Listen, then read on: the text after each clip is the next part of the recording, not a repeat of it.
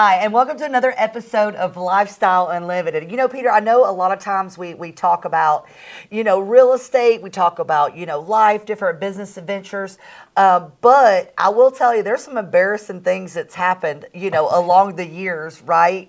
So we wanted to lighten this up a little bit today and kind of tell some stories. So how do you feel about that? Well, I'm all about self-degradation. And I Yeah, guess why not?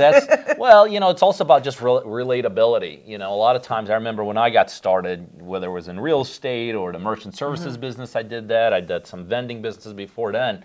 You kind of look up at these successful guys and you're like, I could never do that. And you have no idea what they went through.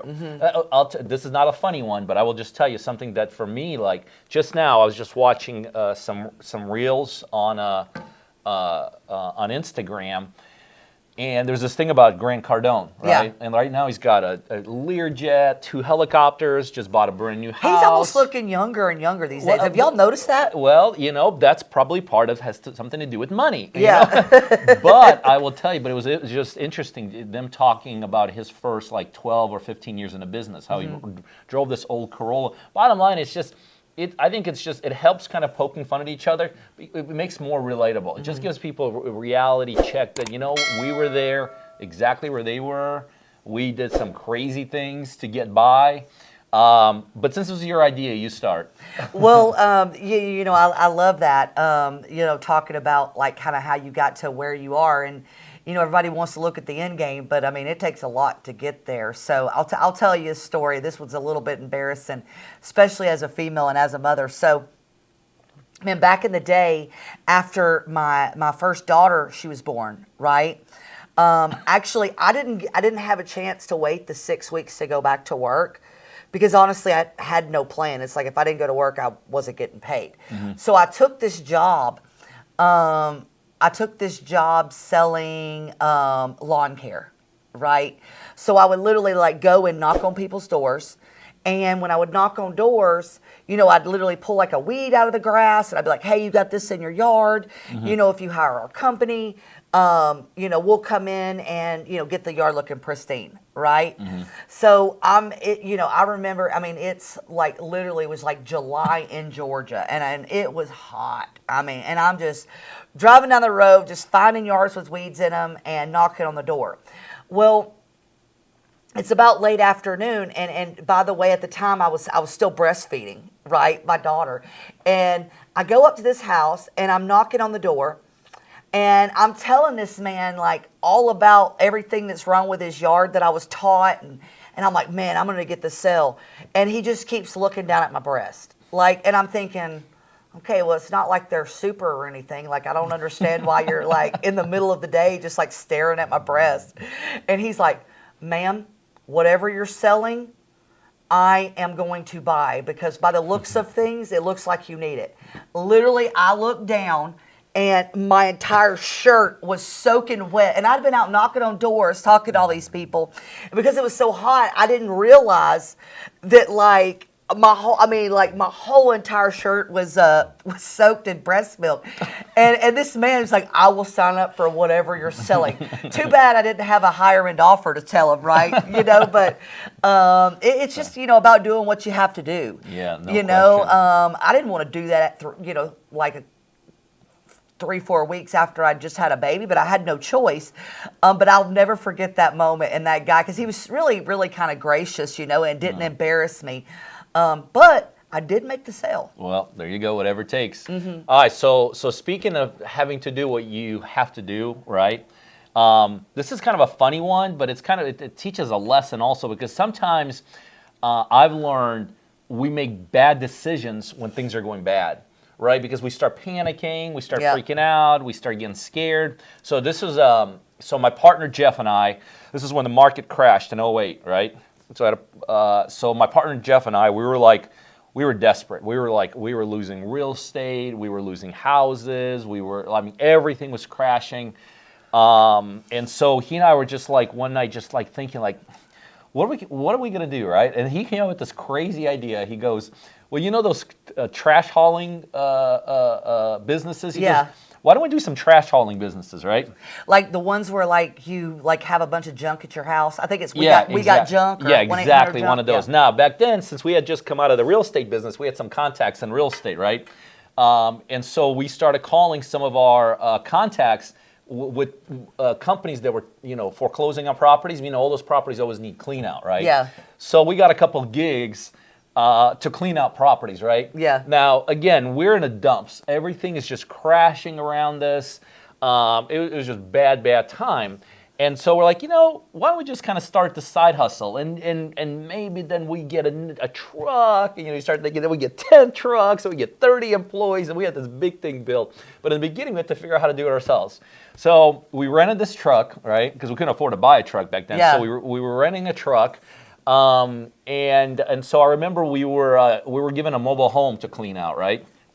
And I mean, you can imagine, like when somebody gets foreclosed on, I flipped those kind of houses. Yeah, so you get the idea, and they're kind of already lower end because they're living in a mobile home in a trailer. It's in the middle of nowhere. I mean, it's just the scenario is just. And I remember opening this mobile home up, and I kid you not, they did take their stuff, but they had literally like crap, not crap, bad, but real crap. I don't know what else. Like feces. Yes, there you go. I didn't know what you could say on unrecorded stuff. All over the floor, right? And so Jeff had a shovel, I got a shovel, and I remember he kind of started one end of the mobile home, I started the other end of the mobile home, and we're shoveling crap. What else can I say? And then we kind of get next to each other, like I'm standing here, he's standing in front of me, and we're looking at each other like, by the way, we were getting paid $70. Oh, so Lord. This would take us. We were like half a day into this thing. I mean, it takes a while to detrash a place, especially when you're just two guys, right? Well, when you in the beginning though, you don't think it takes that much time. Oh my God, you had no idea. Yeah. And I remember Jeff and I we kind of met in the middle of the mobile home. We're cleaning this crap. We're shoveling it. And we kind of look at each other like, what are we doing? And it was just like 6 months ago. We were in the top of the world. We were killing it, and then just the market took a dive, and we're just looking at each other. And now we're splitting $7. And well, at the end it probably wasn't even 7 because we had to rent a truck. We spend money buying the shovels. You know what I mean? Took a gas money to get there, and then we were probably $7 is what we were making, and we're just like looking at each other like, what are we doing here? Like we were at the top of our game, and it was kind of a funny thing looking back at it. But I will tell you that was our turning point. Now Jeff never got back into real estate. Obviously I did, and here we are. Many years later, he ended up going somewhere else, and obviously I got back into real estate. But sometimes it's just those kind of funny, degrading moments. They kind of snap you back into reality, and I'll tell you that one snapped me and Jeff back to reality. Like I said, we ended up going our separate ways at that point. Did y'all finish the job? I don't think so. I didn't come to think of it, because I was thinking before we started this, and I was recollecting that I think we just walked out. I think we're just like, this is crazy, Yeah.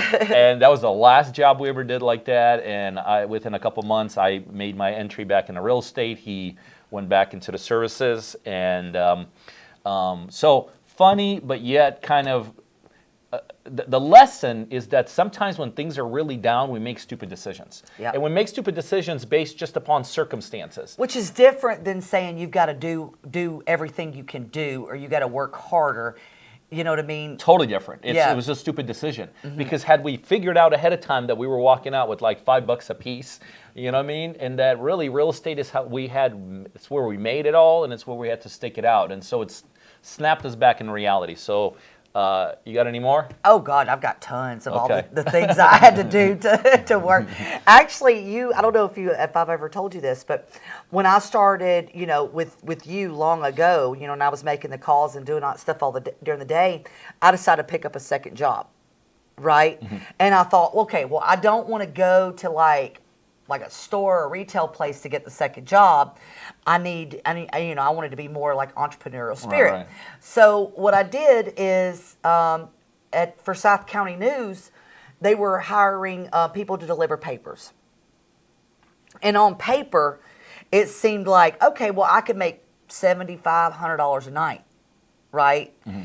Okay, so the first day I go there, they give me my route, they give me all the newspapers. First thing you got to do is roll up all the newspapers, put them in bags. If you're not used to it, that takes a couple hours in itself. Mm-hmm.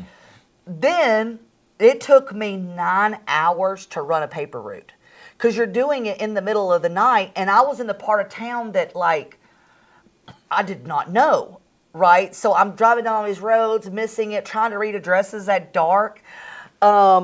Like, there were so many times I'll never forget in the middle of the night. It was like 4 or 5 o'clock in the morning, and I'm halfway through. And I'm thinking, well, I got to be at work at, like, to go do this other thing at 9 a.m. But, so do I just quit and, like, just tell them not to pay me? Or, like, you know, or these people paid for their newspaper and it didn't get delivered today. Then they're going to call the paper and they might cancel and it's going to be all my fault. So I finished that paper route that night. But let me tell you, delivering newspapers is not a way to make any type of money whatsoever. I don't understand how anybody makes $1. Maybe back in the old days, but it was like at the time when newspapers were going out, internet was coming in.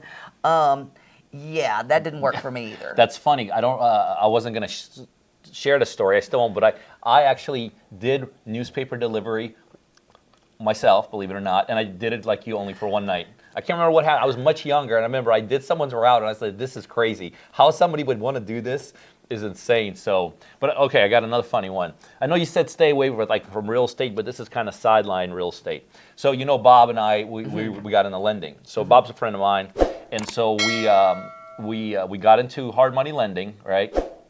And I remember one time.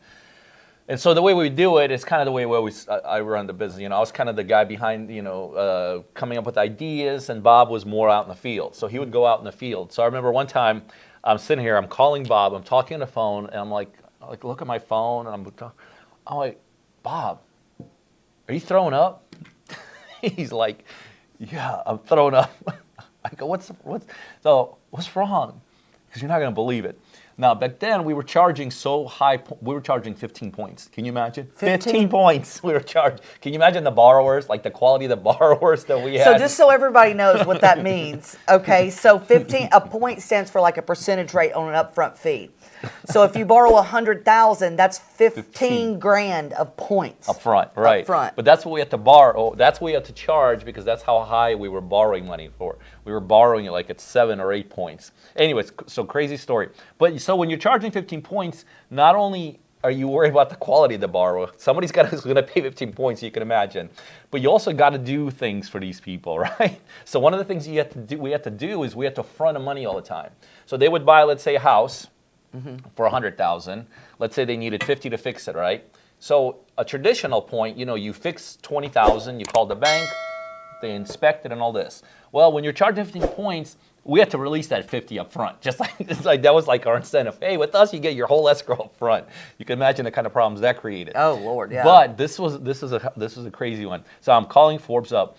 And I'm like, dude, what's going on? He's like, are you throwing? He's like, oh, I'm throwing up. So what happened is we had released majority of an escrow up front, like we always did, because that's what you have to do, right? And the guy ended up fixing the house next door. Oh, God. So the house that we were financing was this house here, and the borrower was fixing the house right there. And I'm like, well, he didn't spend a lot of money. And Bob's like, oh, it throws up again. He's like, I think he spent all the money on that. Oh, my gosh. And I just remember, it was absolutely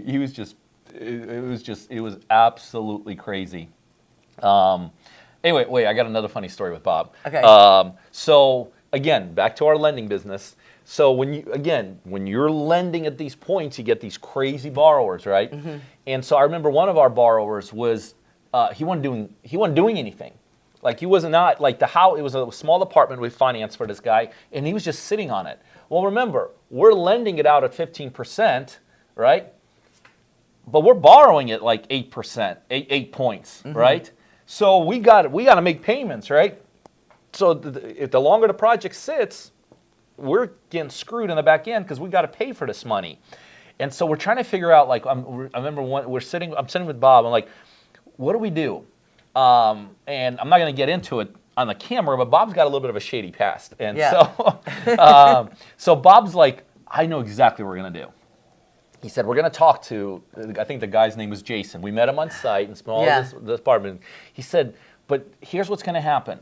If you think the conversation is going sideways, just give me a code word. And we came up with the word like green or something, right? If you say green, I'm going to lose it. I'm going to just scare the kabunkers out of this guy. And so we're talking to Jason, and the conversation is going nowhere. I could just tell this guy has no intention fixing it. We got all these payments that's due on the money. Obviously, we know he's never going to pay us back. And so finally, I'm just like, we're talking. I'm like, yeah, maybe you should paint it green. And, and Bob, have you met Bob? You know, nice guy, right? Yeah. Bob lost his blank on him. He just got in his face like this close, and he literally scared the bunkers out of Jason. I mean, I just never seen a man scare another man like this. And the funny thing is, Jason got to work, and we never really got paid what we needed to, but at least we got out of that deal. But that's hilarious. You're like, green. No, never mind. Pink. He just went nuts on him. Yeah. Well, I hope you enjoyed the stories of today on Lifestyle Unlimited. Go ahead, subscribe, ring that bell, and we'll see you soon.